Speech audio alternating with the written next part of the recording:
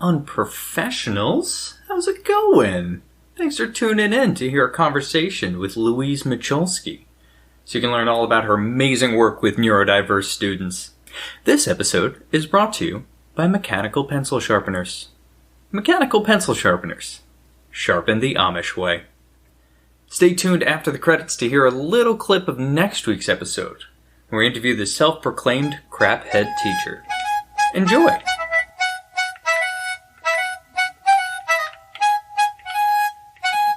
Welcome, ladies and gentlemen, to another exciting episode of Unprofessional Development. I'm Tedisco. And I'm Mealey. And today we have with us Louise, and I should have asked before we got her on there, but I believe her last name is pronounced Moczulski. How'd I do? Nearly. The K and the Z, or a Z, make a ch, so it's Moczulski, it's Polish. Moczulski. Okay, Moczulski. Okay. Yes. Okay, but it is Louise. Hi. Hi.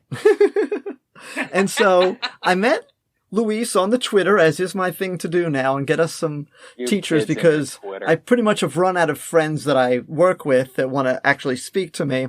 So I've got to go on the internet to get friends now. And so Louise and I were just going back and forth about a silly thing one day, and she was being silly, and I took it to another level of silly, and then she got even sillier. And I said, that sounds like someone I'd like to have on the podcast. So I said, hey, would you like to come on the podcast? And she said, sure, why not? So now she's on the podcast. And that's how that works. Anyway. How are you doing today, Louise? I'm really well, thank you. Typical British weather today. It doesn't quite know what it wants to do. So we go from the morning where we'll wear a woolly hat, and in the afternoon we'll wear a sun hat. So that's fabulous. Okay. Hello and welcome to British May. Okay. And we have a fair amount of British listeners. Us in America, there's really only, it's just basically either London or cows. But that's not right. You either live in London or you live where the cows are. That's my understanding. Right. And then there's everybody goes to vacation at Stonehenge. Yeah. And then there's all these silly names for towns that end in shire and stuff like that. But what part of Great Britain are you from, if you don't mind sharing? Manchester. Manchester. So, okay. So I have heard of that because you guys have a soccer team that people either love or hate. We do. Yes, and not the one you'll think of. That we are not the red side, we would be the blue side. So you'd have got Manchester United and Manchester City. Aha. Oh, I didn't even know. I only knew Man U. That's all I know. I know I sound cool when I talk soccer and I say Man U because I'm like, oh, he knows about the football. Yes. We've got our kids to shout boo Man U, so that's the way it works here. It's a little strange that you have two soccer teams when one of them is called United. Nice. Yeah. I think you wouldn't be so split. Yes. Oh, football brings out the absolute worst in people in the UK because it's the national sport. Yes. People who will be friends on a Friday at 9 o'clock in the morning will be ready to jump on each other's heads come about 3 o'clock when it's kick-off. So, and then they'll shake hands again around 5 o'clock. So that's it's all good. good then. I feel like it's been a while, though, since like hooligans have been in the news. I know like in the 90s, there was just drunken brawls where people being stabbed and stadiums collapsing from fights and all this kind of crazy stuff. It seems as if that's kind of died down a little bit. It has. People still, it's a very social occasion, so most people will turn up to watch football, but that's not the reason why. They go to drink as much as humanly possible. But British football had a bad press for a long time, but if you compare it to other European, we are like pussycats in comparison to maybe the Italians or Spanish, where you can't sit down because they put razor blades on your seat. Oh, wow. We're quite up to that level. Really bad, yeah. Oh, my. Well, they did a study where they were looking at how like the brain reacts to certain colors, right? And they found like red makes people more like aggressive or outgoing, and they find like blue calms people down. And they tested this around the world, and they found that it had almost the opposite effects in Italy because their soccer team is blue. Oh, so they're conditioned, right? Yes. So they look at blue and they get really fired up. Yeah. Interesting. Yeah, that's sports, true. Rewiring our brains. Yes, cool. So thank you for coming to our soccer podcast. Yes, yes, football. All right. You're on the pitch. That's the new name of our podcast. Okay. Unprofessional pitch. Anyway. So Louise, what do you teach and how long have you been teaching? Well, I have worked in education for nearly 20 years now. I had an interesting route there. So I'm not within your classic classroom teaching. I support lots of schools in regards to social, emotional, mental health, or my bag is children with challenging behaviour. So I originated a long time ago in paediatric psychiatrics, so in health. Oh, wow. Okay. I definitely see the connection there. I mean, I see so many students where I look at them and I say, they don't need a teacher, they need a therapist. Yes. I was going to say, are there any children who don't have challenging behavior? Because I think they all do. I see more challenging behaviour from adults, to be quite honest, than children all the time. Especially when you get the adults that will be screaming, "Stop shouting!" It's like, that's slightly odd, because in order to stop them from shouting, you are shouting at the children. Yes. Model the behaviour you want comes out of my mouth a little too often. Yes. Okay. So you never had your own classroom. You went from like pediatric psychology into supporting children and teachers in the educational system or the schools, whatever. Well, I went from working paediatric psychiatrics, and also before that I worked with SCBU, which is special care babies. Okay. Who were born on methadone withdrawal or heroin withdrawal. Oh, wow. So I did a lot of work around there. I then decided I'd had enough of the red tape within health, which is ironic considering the amount of red tape that you get when you go into the education. Just yeah, I was gonna say. when you think about it. I don't know what I was thinking. No. So I jumped from health into education, and then I was poached by a government agency to work, because my background in paediatric psychiatrics and the fact that I was trained within education, to sort of merge the two together and deliver support to lots of schools within a local area around managing behaviour. That's awesome. Okay. Usually when I hear people getting pulled by a government agency because of their special set of skills, there's more murder involved. Yes. But it's cool to see you helping people. Yeah, or other things. Neither of those things are applicable here, thankfully. Wow. So, and how long have you been doing that? Like supporting the schools? You said 20 years? Yes, it's nearly 20 years. So 2001, 2002, I originally went into education, cut my teeth there for quite a long time. I've worked in probably around 1,000 schools, so I've worked in, my experience is pretty large. I've worked with thousands of families, do a lot of work with families as well. What we've found is if we're seeing crisis behaviour within schools, we tend to find that there is something that needs support at home as well. So if we don't fix them both together, it's a piece of a jigsaw. It's a holistic approach. Okay. Can't fix one area if we've not got the other. Exactly. Yes. Yeah. I mean, even the kids that, you know, we spend so much time working on and putting so many supports in school, they're going home.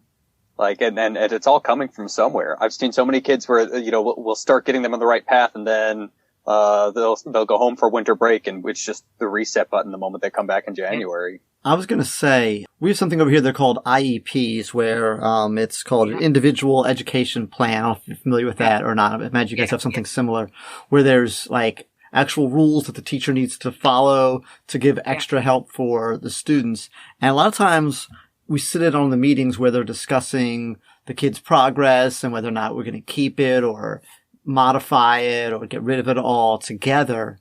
And one of the biggest challenges is when you get those parents and you realize, and I know, you know, growth mindset and all that, and people can adapt and overcome, but sometimes you've got the parents who have mental deficiencies, issues, whether they be psychiatric, whether they be like just like a lower IQ, whatever it is, that now have these kids, and now like it kind of compounds itself where the parents like aren't even, you know, capable of helping their kids because they haven't even overcome what they need to overcome before they're even our parents. So can you kind of like speak to that a little bit?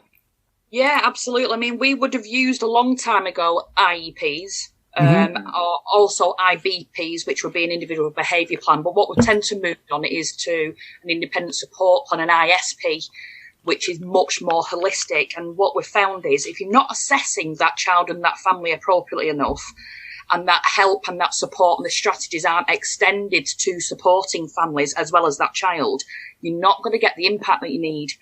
And what I've found for a long time is that we do a little bit of spray and pray when it comes to plans for children. We think we know what the need is. We throw that on a piece of paper. We come up with lots of strategies and ideas. Right. And then in 6 weeks' time, when they don't work, we scratch our heads.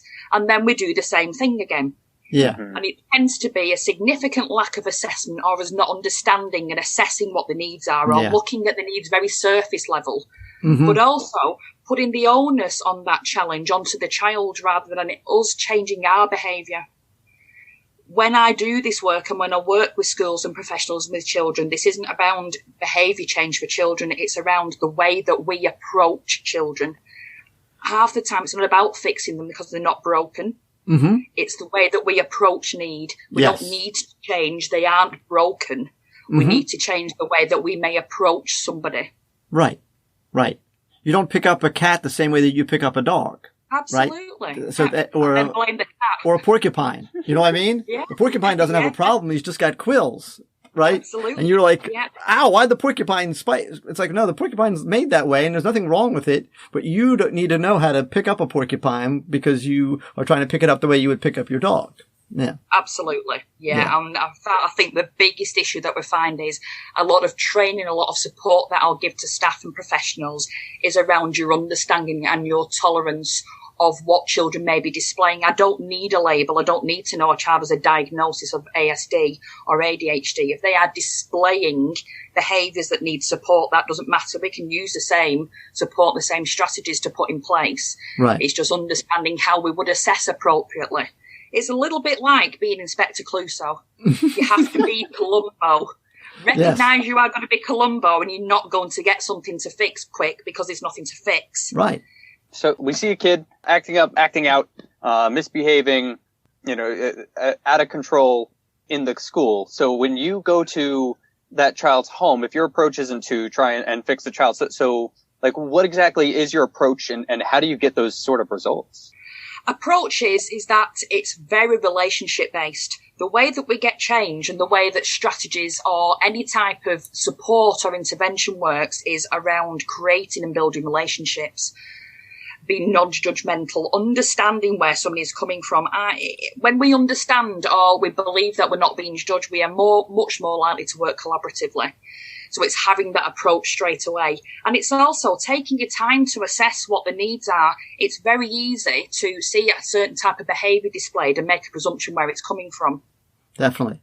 And that's funny. That theme, I think, I don't know, it's about the 95th time to Disco that we've discussed relationships and how important that is in education. So, it really is. I mean, it's just important in life with the kid and the student, with the parents, with even as each other, with, as educators and, making it, family and being able to listen and hear each other.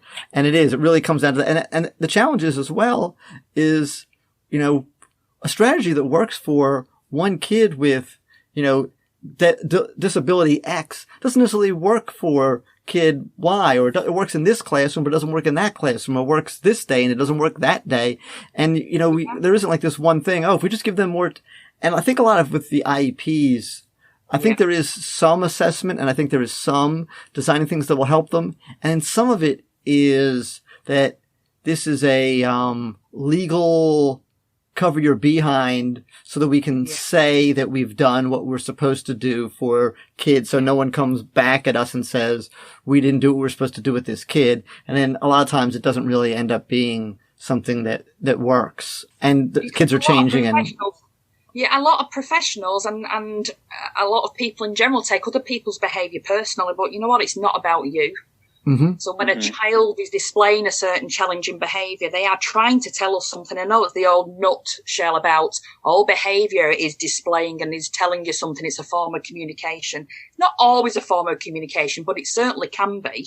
Mm-hmm. But what they may be doing is responding the way that you are communicating back. You take the onus off them, start to understand and put toleration in place, and remove the fact it's not actually about you, it's about them. When you remove that, you are less likely to take it personally. Therefore, your tolerance and ability to manage that goes up.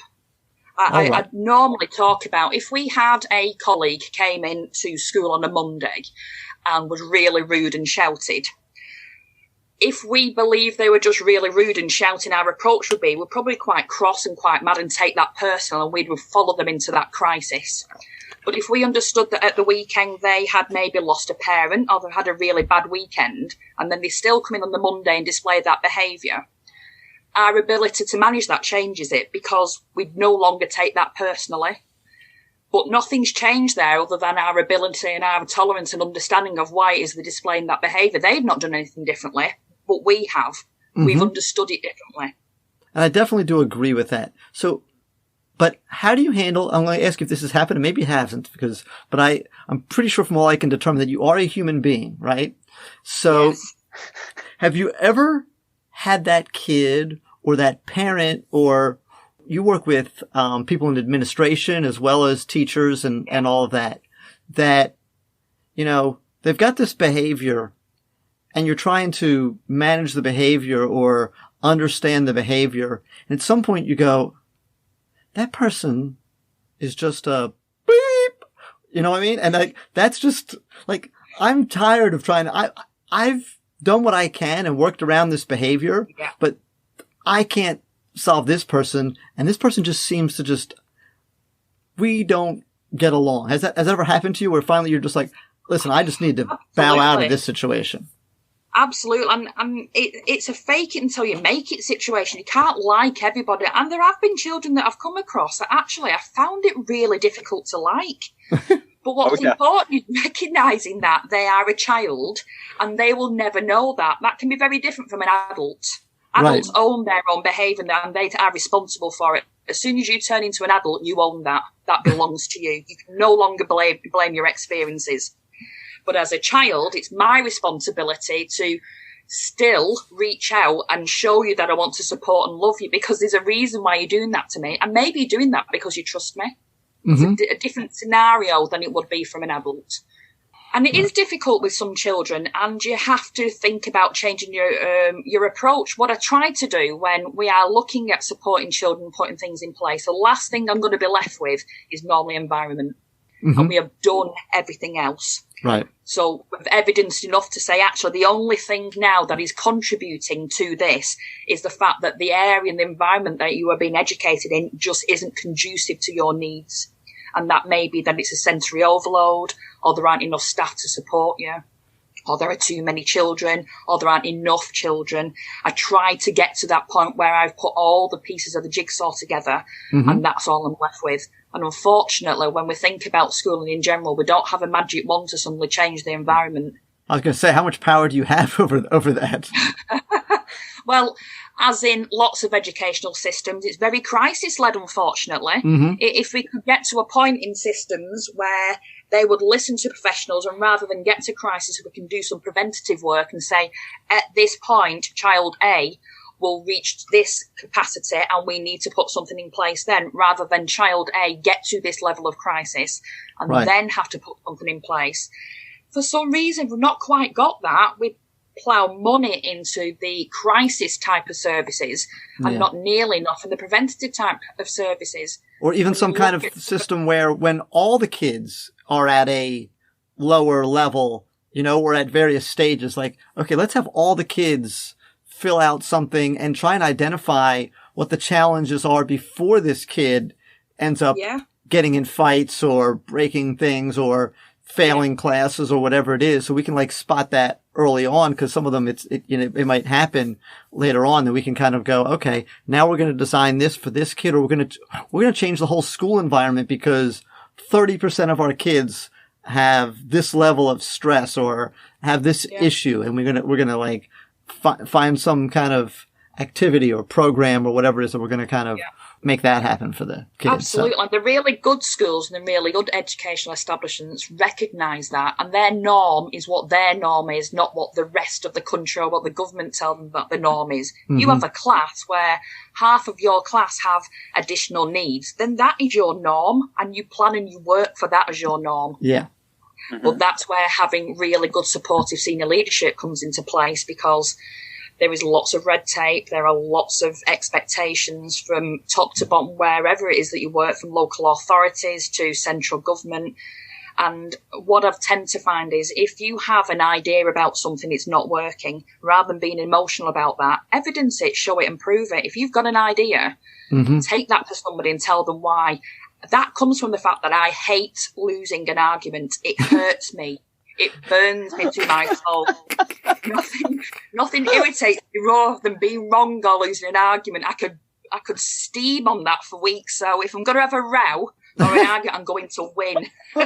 There you go. So I'm really good at evidence-basing and thinking about what they may come back to me and tell me as to why they can't do it. As long as you know how to construct a straw man and move some goalposts, that's you can always win an argument. That's what I do. I love to construct straw men and move goalposts. Just remember that no argument is too small or too petty to not necessitate a PowerPoint presentation. Yes, there you go. Absolutely. Yes. I love petty. I would have a PowerPoint presentation for many things. Yes. Let me tell you why you shouldn't leave your socks there. Or you can always go with, well, that's just what you think. And then...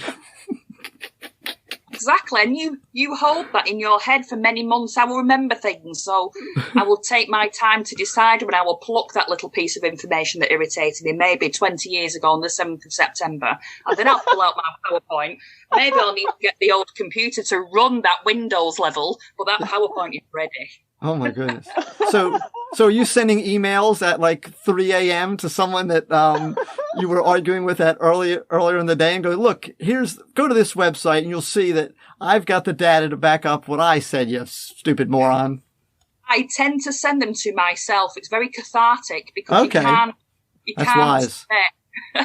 You can't regret sending an email to yourself. It's very cathartic. It does what it wants to do. It gets out of your system, and then you don't regret it when you wake up in the morning. So I've sent myself some nasty messages. I do that a lot with when I'm angry at like my admin over anything. I'll send myself an email. Do you really? I've never done that. I'll read it after the weekend. So I learned something today. I'm glad I didn't send that one. I've sent it to do an email.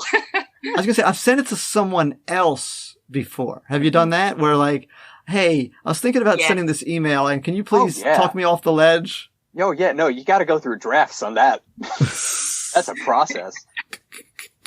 Yeah, you can't say the F word 14 times in that. I would probably look and maybe review that email yet again. Thank you very much. I will review that email.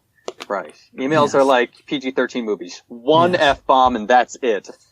Absolutely. Yes. Absolutely. And there's nothing worse than looking emotional. I want to look like an ice queen. I'm known as an ice queen. Not an actual ice queen, but I'm just really good at pretending I am one.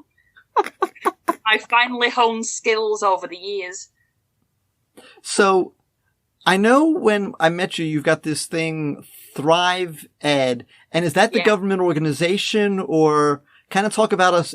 Have we already talked about what Thrive Ed is, or what you're doing as Thrive Ed, or is Thrive Ed aside from that? Because I know that that's something that you are currently doing or have done. And what's Thrive Ed? This is what I'm currently doing. Thrive Ed is my own little social enterprise because, as I said, I like to win lots of arguments, and I like arguing in general, and I like to win. There comes a point when you're working for local authorities or for governments where you rock boats, and I was at the level of boat rocking where I was going to drown. So either I was going to drown or I needed to jump ship very quickly because the red tape drives me mad. I like to challenge. And when you work for governments or you work for other agencies where your job is to toe a party line. I can't toe a party line if I believe it's ethically or morally wrong. Right. So when I get to a point where ethically and morally we aren't meeting the needs and it's just a case of churning out the same old rubbish because it's just what we do, I drew the line and decided to jump the ship before I drowned. Okay. So it's a social enterprise that basically provides support and services to schools for special educational needs and social, emotional, mental health. Okay. So this is like a charitable organization? Where does the money come from to run this organization? Because it sounds like it's not coming from the government. It's a little bit of everything, to be quite honest with you. So some schools fund the services. There has been some government funding for it. I've had lots of funding from different charity pots. There are loads of different avenues.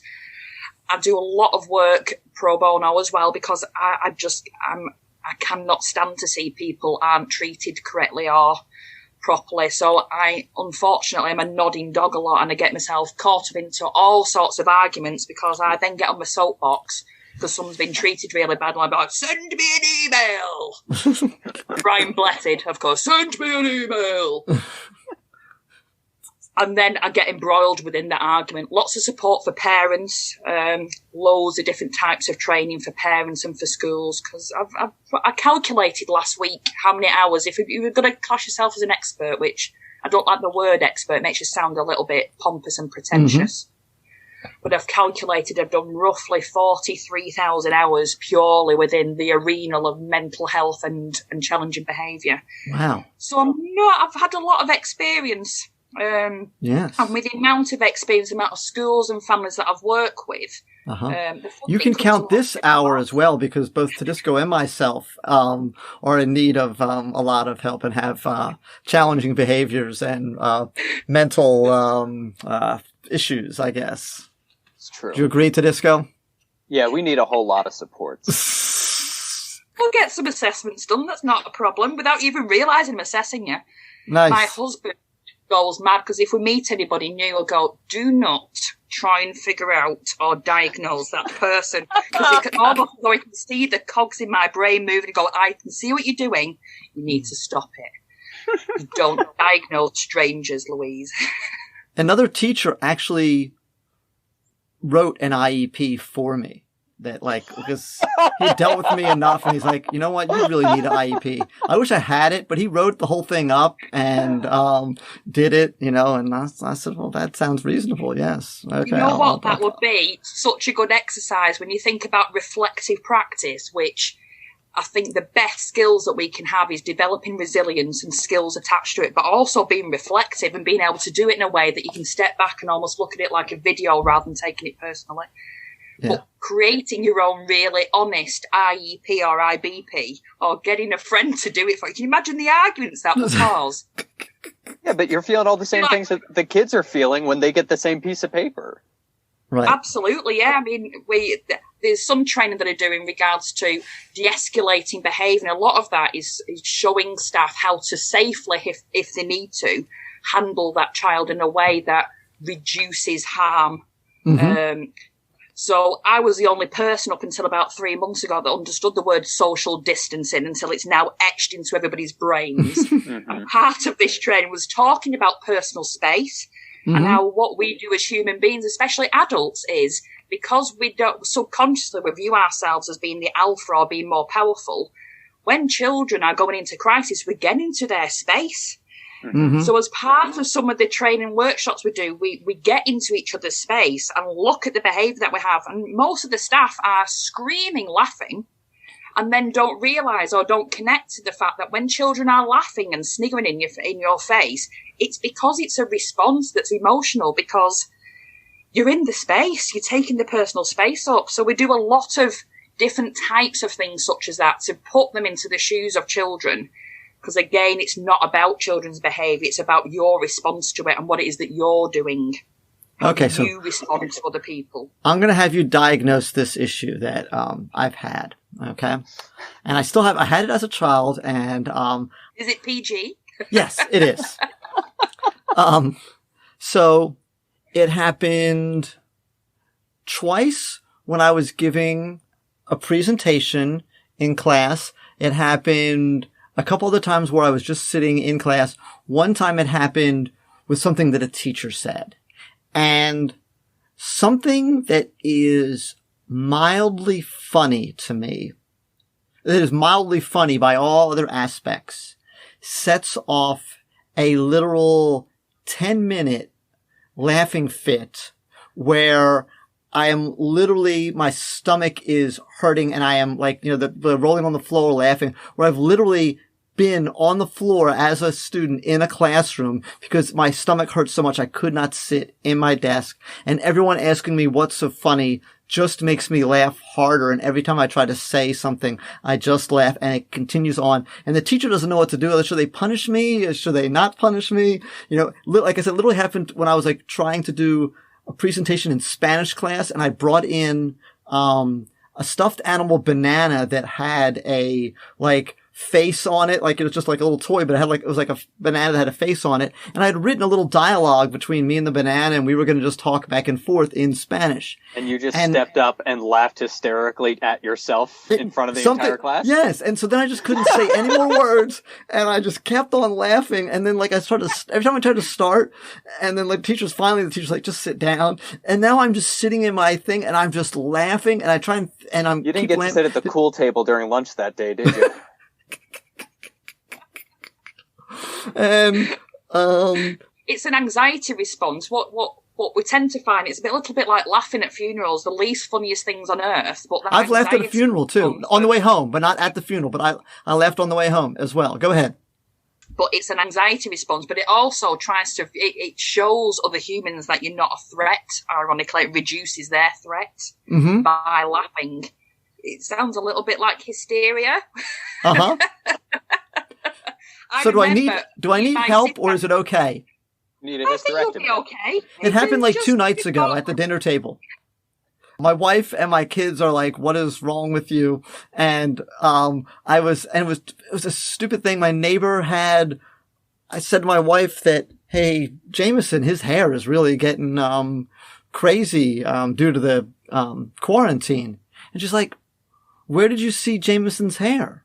And I'm like, www.jamesonshair.com, which was, mildly funny, but for whatever reason, that was it. And like, I couldn't stop laughing. I had to go lay down on the couch and, but afterwards, I feel like I've just been cleansed. Like I feel so refreshed. So, do you think it's an anxiety response? Meltdown. I think you're having a meltdown. There's nothing wrong with meltdowns. That's another thing when we try to prevent people in how they might manage that anxiety or that frustration or that anger, is that we want to stop it from happening. But actually, if you speak to people that may be neurodiverse, and you speak, for example, someone that may be autistic, we as neurotypical... And I might be. People have told me that I am. Could be possibly. But when I might be on the spectrum. Neurotypical people, our needs to try and fix other people and neurodiverse people saying, "No, meltdowns are bad." Well, no, they're not actually bad. It's a way that you are managing that. As long as you're not harming yourself and harming others, that's fine. And most people would say afterwards, I feel like I've shed a skin. It's like a phoenix coming out of the ashes. I needed to do it. So with some children, part of the strategy could be when they get into that point where they look like they're going to pop, is helping them to pop, allow them to release it, so we can get them out and say, "Okay, let's start again then." But that's fine. You're not harming yourself or others. That's good. Yeah, because like the push, like we like to tell ourselves that the push is always like, "Oh, we want kids to be healthy." But a lot of times the push is just we're trying to make them normal. And for a lot of people, that's just not. For nobody is that realistic. I don't know what normal is. I think normal is a word boring people came up with to make themselves feel better. But I totally agree. We're all weirdos, so yeah, just be healthy about it. Try to fix people, and it's things such as being asked advice around how you would stop a child from stimming. Well, don't, because they're not broken. There's nothing wrong. They do that to manage. It's part of their behaviour. We don't prevent that or take it away. It's not impacting you. It's not impacting other people. The reason that professionals want it to stop is it's not about the child most of the time. It's because it irritates them. It's about how we meet their needs rather than meeting the needs of a child. So when we stop looking at how we meet our needs and how offended we are by other people's behaviours, this is why I go back to stop being so arrogant to think it's about you. Right. It's about them and what it is that they need and what they want. What are we not doing correctly in the first place? Unpick what you are doing and what your behaviour is first. Stop trying to fix what isn't broken. And what always helped me with that... It's a superpower. Oh, yeah. The most documented people in history before the word ASD was ever coined is that the people that probably had the most impact on us as a society were probably people that would have been diagnosed as being autistic. Going back to Galileo, when you look at Da Vinci, going back to Einstein, the most brilliant people that never needed to be fixed. If we'd have fixed those people, where would we be now? Probably sat in caves. Yeah. I once read in that the dark, Michelangelo, when he would paint the Sistine Chapel, he would sometimes get on such long painting fits that he'd forget to change his socks for days. Yeah. And like he'd have to like peel his socks off. That's spectrum behavior. Absolutely, yeah. But brilliant behaviour, it's a superpower. And you think, if we want to look at X-Men, it's a true superpower, being able to be so involved within a subject that you become such an expert and you're like a dog with a bone. Humans need that. Mm-hmm. Oh, yeah. If we're all boring neurotypicals, we'd have never done anything. We'd just sit on the couch and eat popcorn and wouldn't watch the Netflix that wasn't invented because the person that invented the belly TV that we should be watching it on was wiped out of society because they didn't quite fit in and they weren't normal. Yeah, isn't it something like 35% of CEOs have like dyslexia or some form of learning disability? When they look within the UK, MI5 and MI6 will deliberately look to invite dyslexics to work for them because they are really good at cracking codes. The way that their brains work differently, so you can spot patterns very well. My oldest son has quite severe dyslexia, and he's excellent with patterns, really good with maths. Left primary school at 11, wasn't able to read, wasn't able to write, but he's currently doing a microbiology degree and is about to finish that. So we go from this child that everybody wrote off, moving to getting to the end of his second year now in his degree, and he's doing really, really well. He's got a really good scientific brain and a really good mathematical brain. His spelling's awful, but he can spell. Who cares? We've got computers. Right, exactly. We have spell check. Why do we need to spell if we've got spell check? I have an English degree and I'm terrible at spelling. Yes. Every time I get to the lesson about onomatopoeia, I'm just like, guys, we're not going to get through this. How do you spell that? Carefully. Yes. Yeah. I have to write...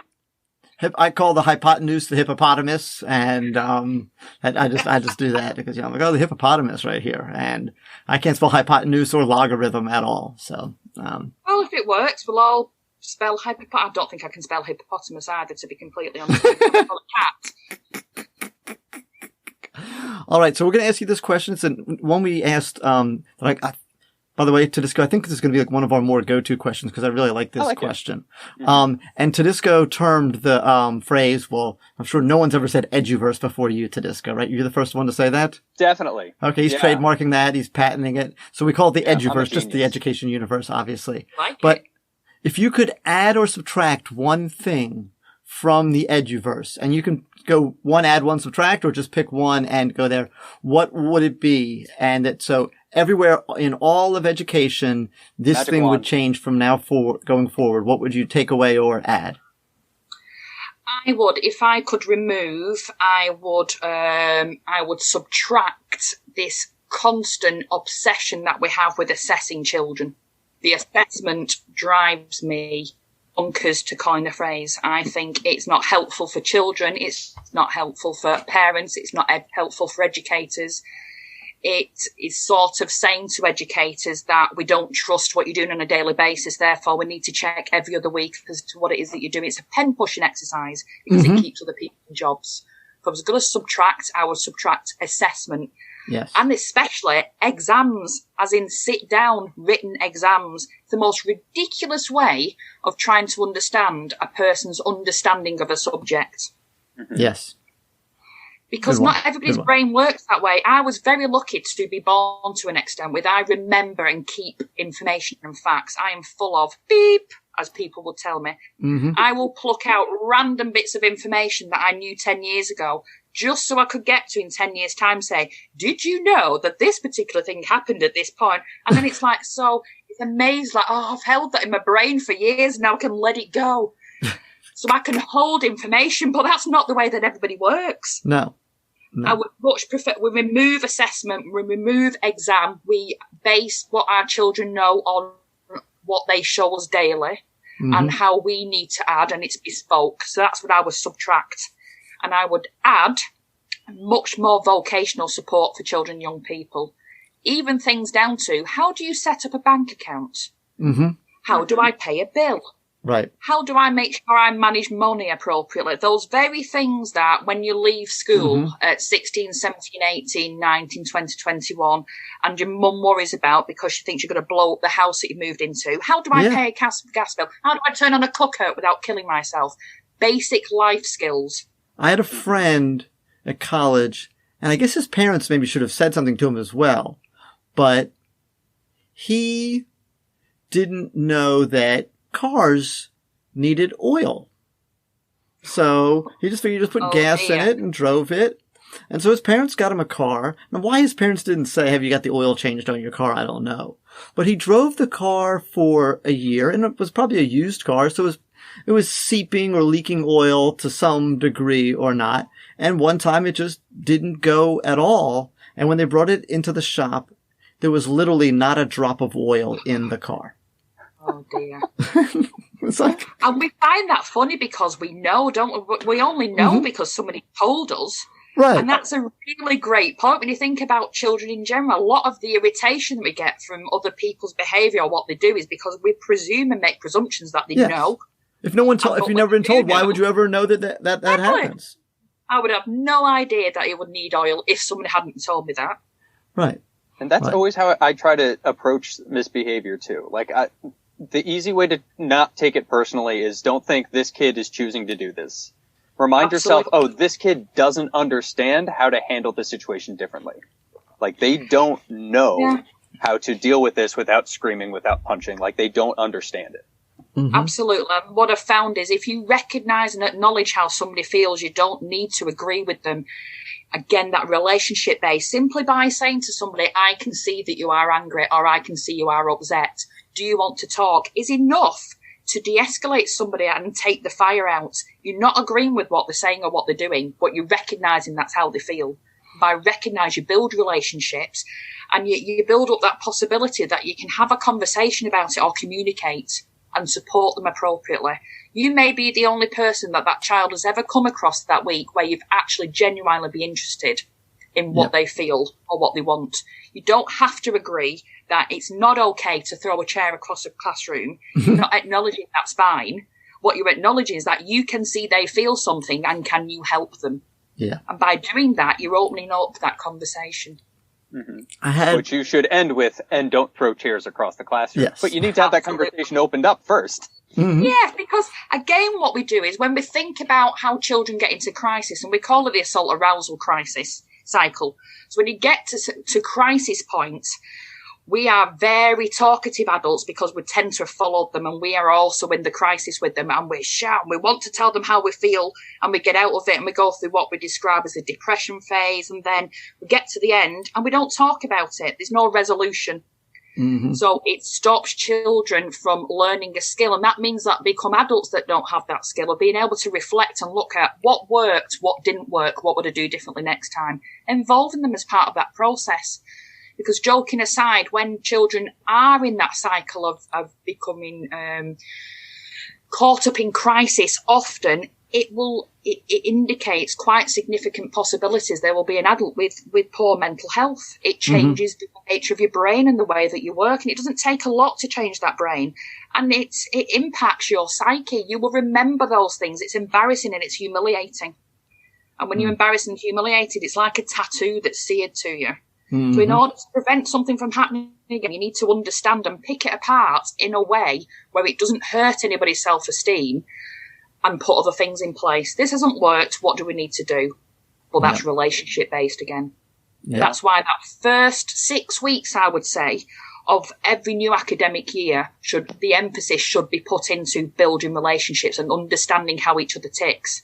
Mm-hmm. And there are so many times when our school year starts at the beginning of September and I will come across professionals like, oh, they're fine. We get to the end of September. No problem. Obviously, that last person that taught them didn't know how to teach that child. I guarantee I get a phone call that first week in October because that kid has spent 4 weeks with a notebook figuring how you tick as a professional.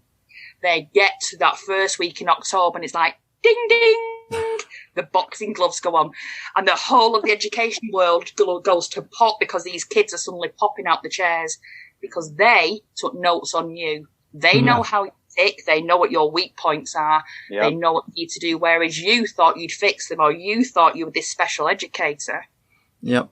And the other thing I've learned, the yelling that the teachers do, and I'm guilty. I've yelled at classes. You know what I mean? I've gotten frustrated. I've gotten upset, whatever it is, I've just yelled, and I'm thankful that I've generally kept it to a minimum and it's most times been, like a once or twice thing in a whole year. In some classes, it's been none. But like my first year, it was a little more frequent. And what I realized, because I knew this teacher that I worked with, and literally her door shut, your door shut, and people 3 doors down could hear her yelling. And what she didn't understand is they don't even hear you. And it becomes white noise. Anymore. The first time you get upset, the kids are like, oh my goodness, what's happening? This is unusual and they kind of go into a state of shock and they kind of like are quiet because like this is like new and this guy's upset and we haven't seen him like this before.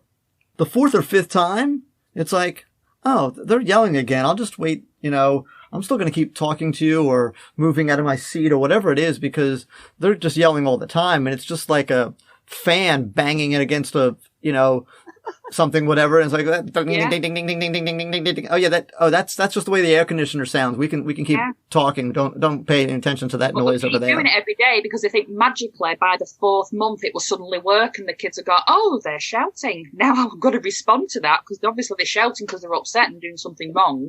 Therefore, I'm going to stop." It's that white noise, and why do you bother? And it's actually there's nothing wrong with shouting, but using it appropriately. I've shouted, but when I have shouted, it's had the impact that I needed. And it's not been a shout because I'm trying to keep somebody safe.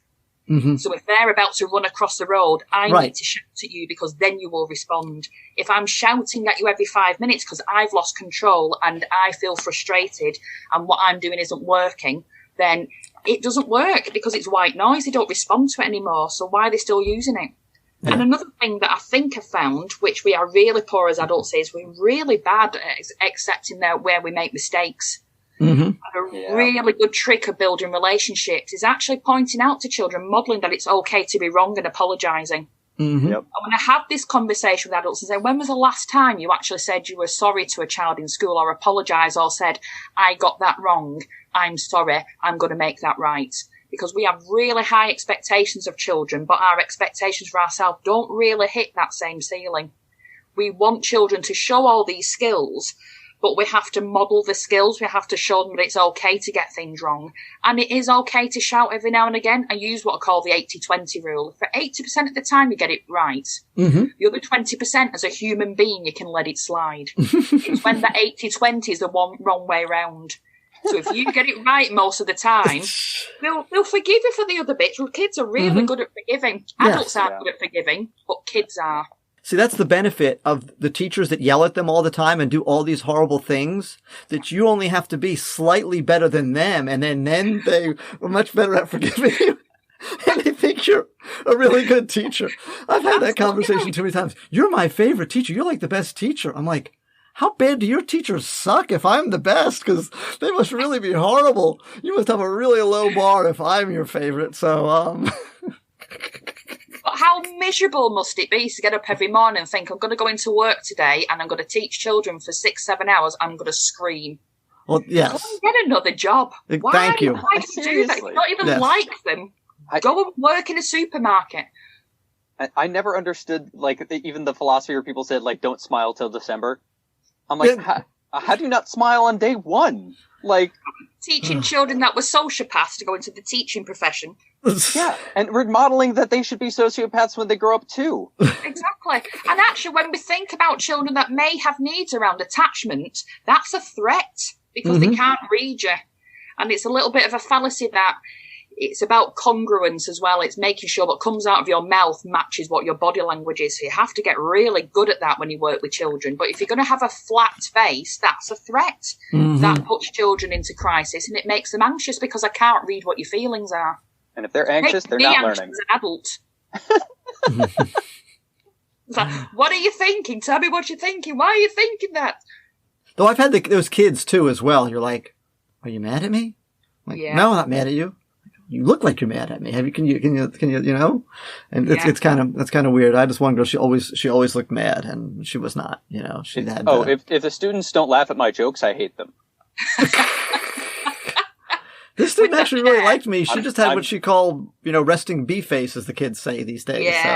And so it was just like her default was like, this just like negative thing. And I was like, because it took me like the first month, I thought that she was just miserable. And then she's like, oh no, I really like this class. And she would come back to me when she had the next year and visit me and say, oh, Mr. Mealey, blah, blah, blah. I'm like, oh, okay. But, alrighty. So we're at the point where we want some funny stories. Okay. So Louise, so you said you studied and you prepared. So and you deal with people in funny situations, obviously. So some of them are sad, but make us laugh here. So what do you got for us? I think if I was going through my head because of some really funny stories and some that are really rude, and then I was trying to say, how can I get this across without it sounding really rude? So yeah, that's okay.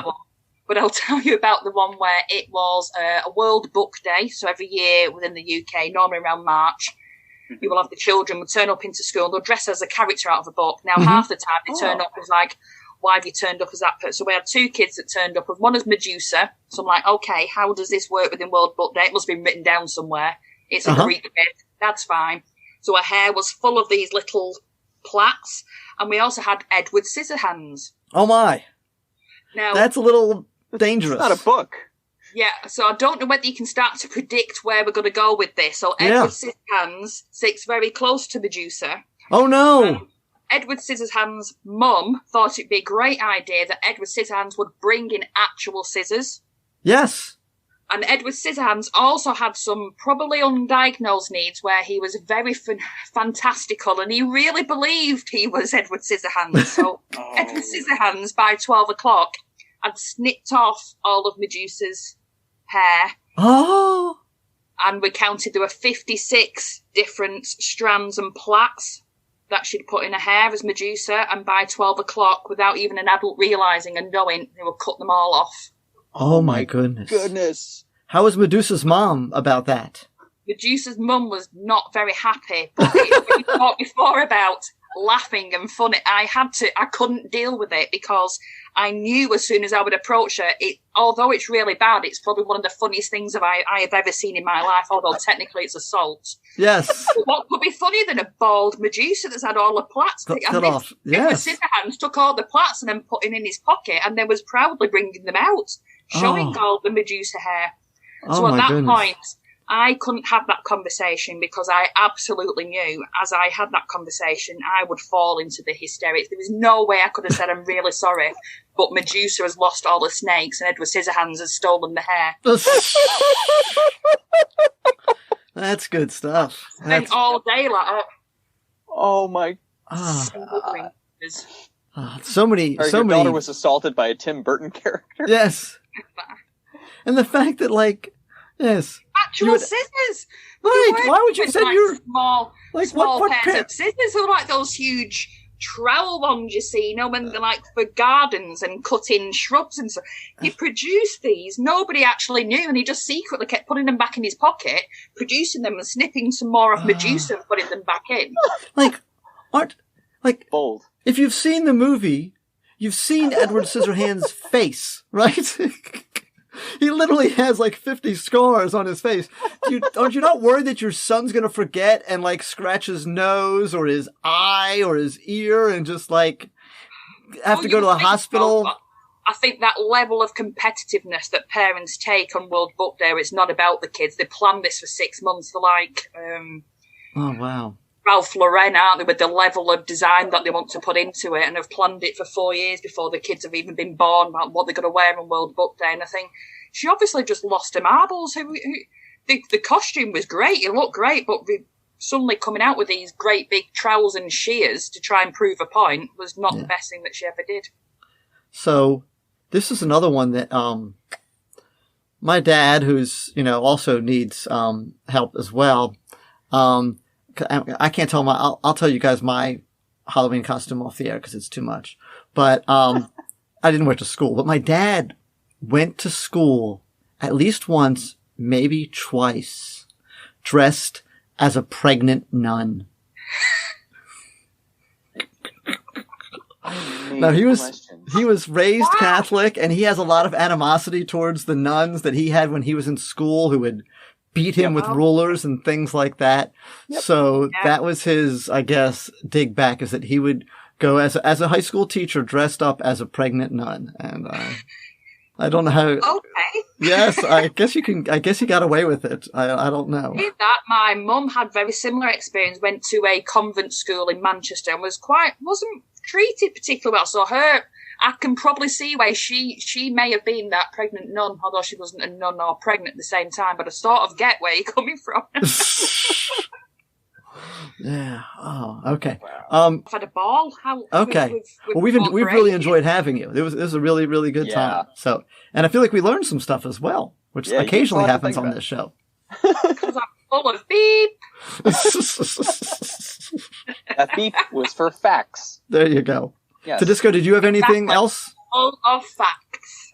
Full of facts. Do I have anything else? No, still awaiting that diagnosis. Okay. We'll say that off air. Okay. Awesome. All right. Well, we appreciate having you on, Louise, and we'll put websites to all your stuff. We don't have a ton of British listeners, but we keep getting them by the day. I think the Hands Up guys who were on before have helped us out with that. And however we get to England on the Twitter and stuff like that. So just thank you everyone for listening and stay unprofessional.